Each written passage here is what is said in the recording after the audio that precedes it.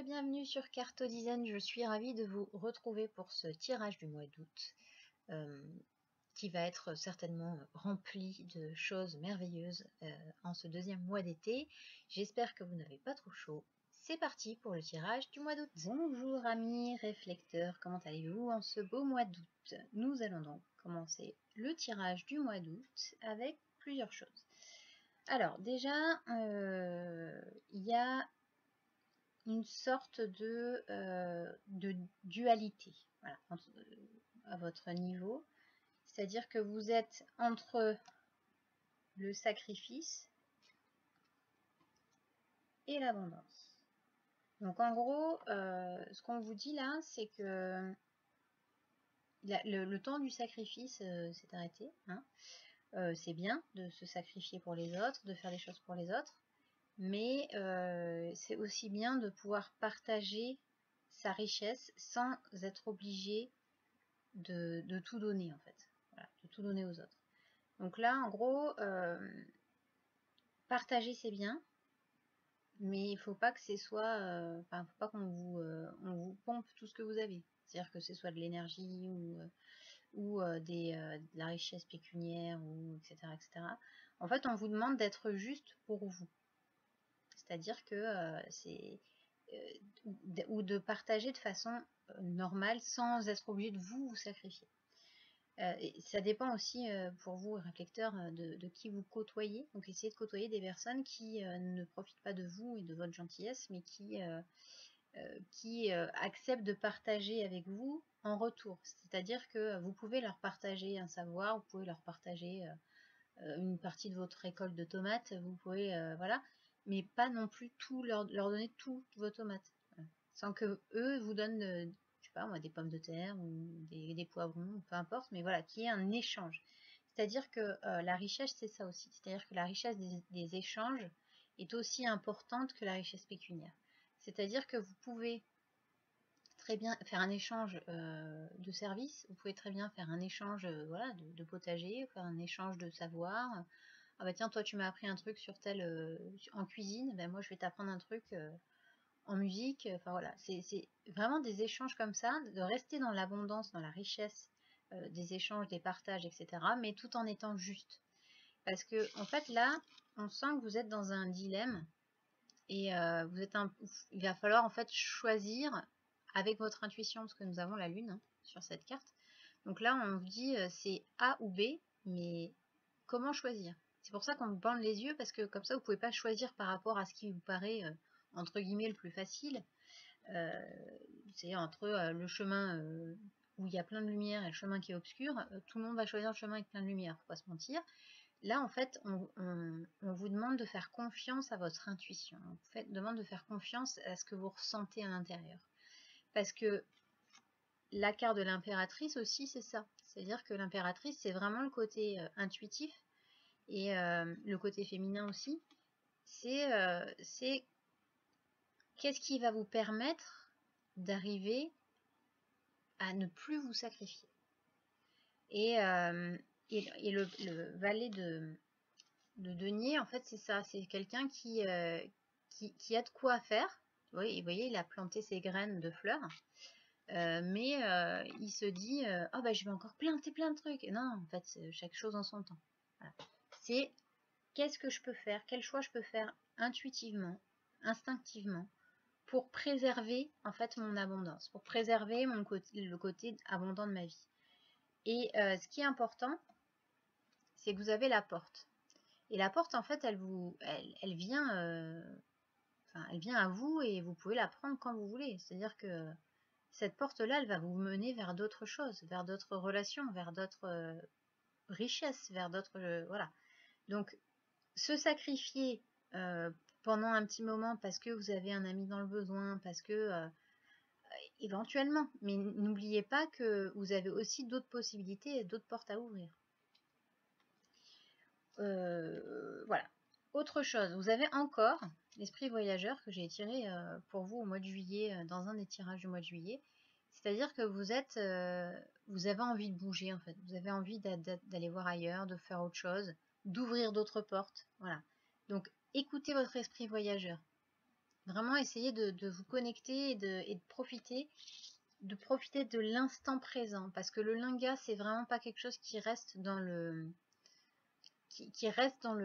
dans la durée. C'est des relations furtives, c'est enfin, ce qu'on peut appeler des coups d'un soir ou des choses comme ça. En fait, c'est vraiment ça, c'est-à-dire de profiter de l'instant présent qui vous est donné, parce que peut-être que ça ne se reproduira pas, et c'est pas grave, parce que l'intensité en fait de cette rencontre, de ce moment, il suffira en fait à vous donner tout le bonheur dont vous avez besoin, et toute l'attention que vous avez besoin à ce moment-là, et ce dont vous avez besoin à l'instant T.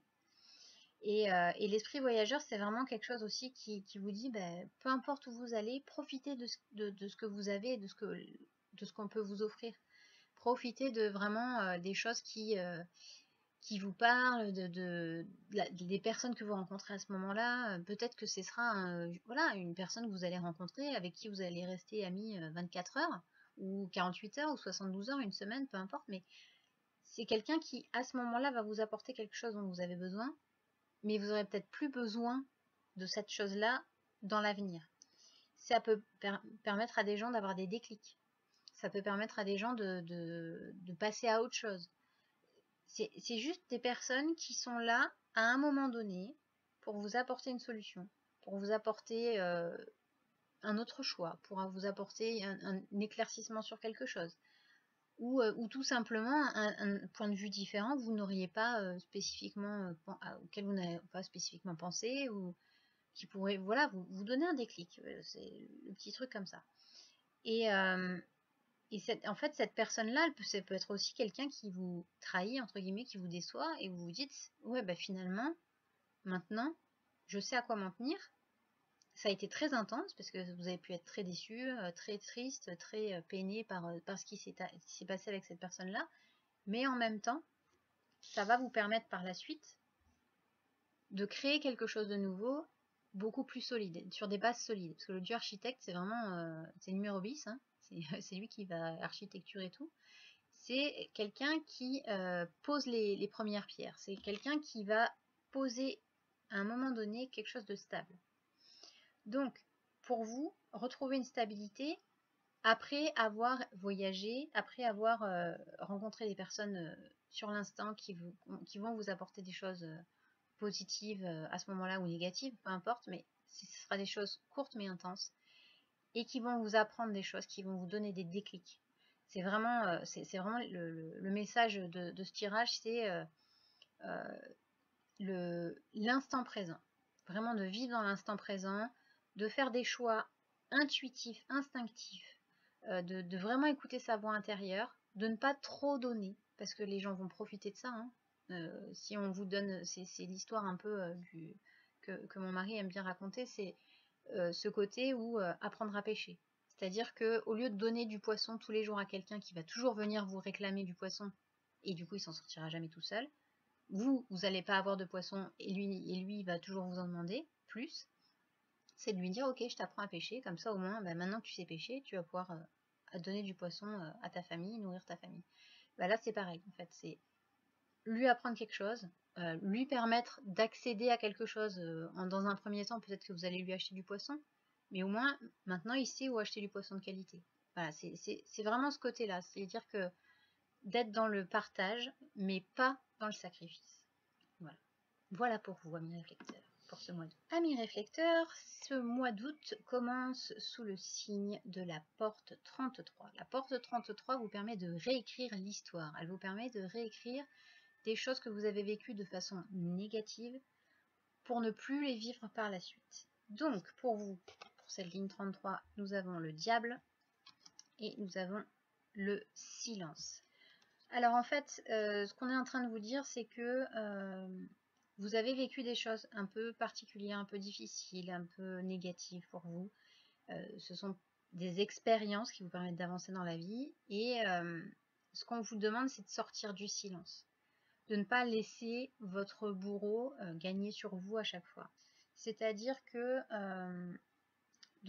c'est d'être un peu plus, alors comment dire ça, pas agressif, mais déjà ne pas vous laisser faire, mais surtout de sortir du silence, de ne pas être dans le oui, mais si j'en parle pas, ça va s'arrêter. Oui, mais si j'en parle pas, je vais pas être pris pour une victime, on va pas prendre pitié de moi, etc. C'est pas une question de pitié, c'est une question d'être reconnu en tant que victime à ce moment-là pour pouvoir passer à autre chose.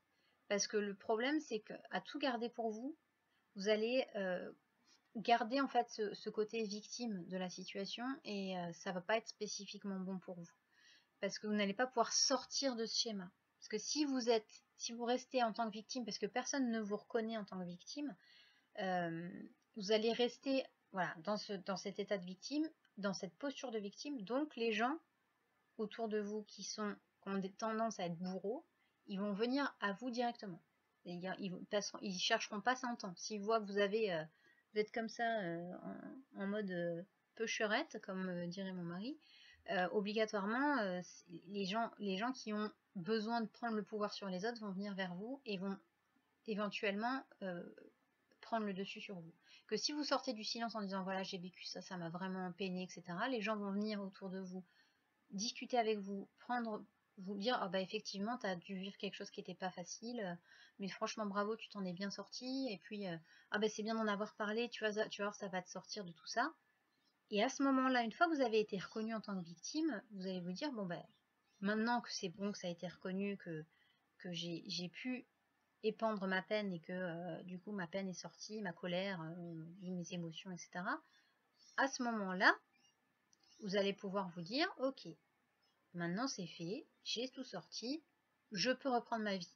Et dès le moment où vous allez ressentir cet effet de vous dire ah, je suis encore victime du même truc, bah là dans ce cas-là, hop, vous allez prendre une posture de diable entre guillemets, c'est-à-dire que vous allez vous dire non en fait ça va pas recommencer.